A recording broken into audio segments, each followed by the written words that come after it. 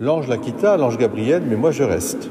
Donc, asseyez-vous et je vais me déplacer un peu et je vais me mettre ici tout simplement avec vous. Voilà, parce que je veux aussi voir mon frère Gérard.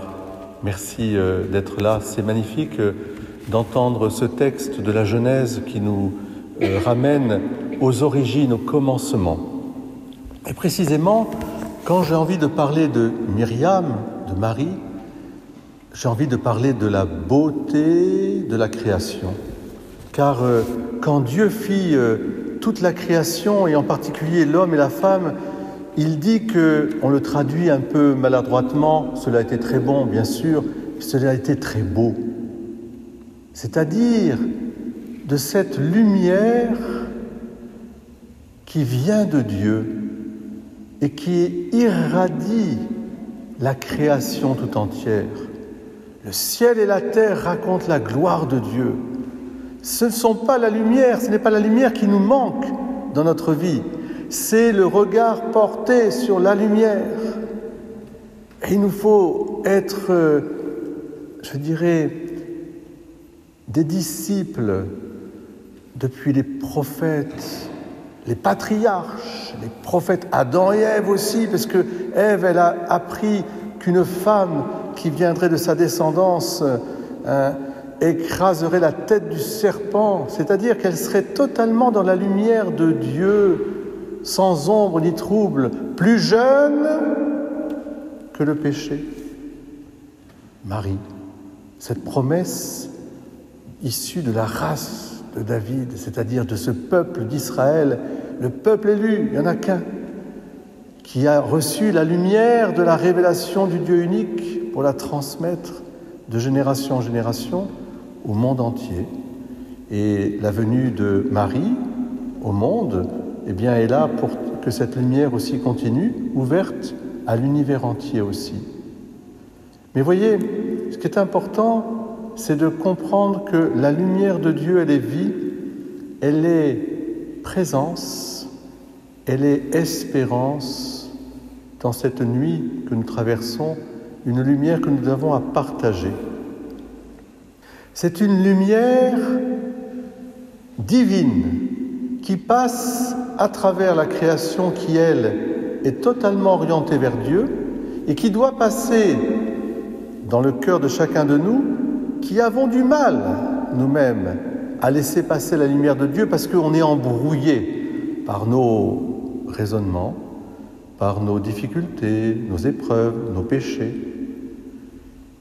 Et voilà qu'une femme, et quelle femme, la fille de Sion, celle dont les prophètes d'ailleurs parlent aussi, qui représente à la fois l'humanité tout entière et qui annonce le royaume. Voilà qu'une femme, elle porte cet enfant. Et parce qu'elle porte cet enfant d'abord dans la foi, à Dieu rien d'impossible, qu'il me soit fait selon ta parole. Avant d'enfanter Jésus, c'est-à-dire cette présence de Dieu parmi nous, incarnée, elle l'enfante dans son cœur.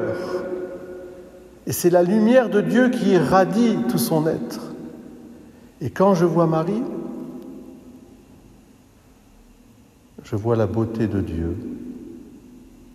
Et c'est une beauté qui me virginise moi-même, qui me rend pur, moi qui suis impur. Je peux poser mon regard sur elle, et là je trouve l'espérance. L'espérance. Et alors il se trouve que, et je terminerai là-dessus, que nous puissions vraiment prendre ce chemin de Marie, cette beauté, que nous puissions nous la partager, cette beauté. Je suis tombé sur une prière magnifique de Saint Charbel. Vous savez, Saint Charbel, c'est le grand patron du Liban, moine maronite, qui continue à faire des miracles sur son tombeau. Il a vécu au XIXe siècle, un moine incroyable avec une foi où il laissait passer toute la lumière. La foi est lumière. Croyez, et que cette foi soit victoire, mais elle est victoire au sens de la présence de Dieu en nous. Et voilà ce que dit saint Charbel. Et je trouve qu'en cette fête de l'Immaculée Conception, on ne pouvait pas dire mieux. Mes chers enfants, vivez dans la lumière de la vérité que vous saisissez. Il ne suffit pas de connaître le chemin pour arriver, il faut le suivre. Dieu éclaire les pages, les rouleaux, la Torah, mais c'est à vous de les lire. Dieu vous illumine, mais c'est à vous de marcher sur le chemin. Celui qui monte se sert de ses pieds. Celui qui descend, c'est aussi avec ses pieds qu'il descend. Et là où vous arrivez, ce sont vos pieds qui vous y auront conduit. Soyez toujours en état d'écoute et d'éveil. Refaites vos comptes quotidiennement, changez votre vie et renouvelez-la.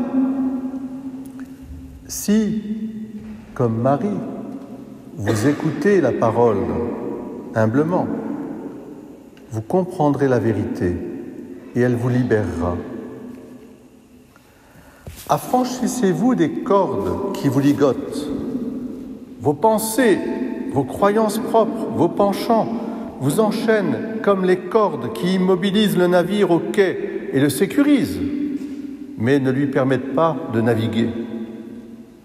Laissez la parole vous délier des vôtres en les rompant l'une après l'autre, même si vous souffrez. Qu'il me soit fait selon ta parole.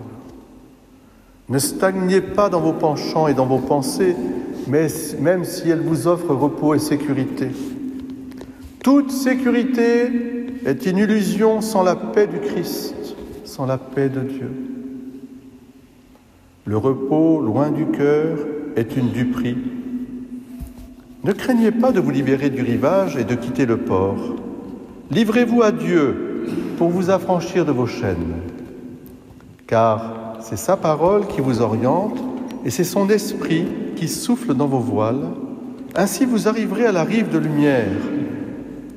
Le navire est destiné à traverser la mer et non pas à rester au port. Et il est fait pour naviguer très loin au large.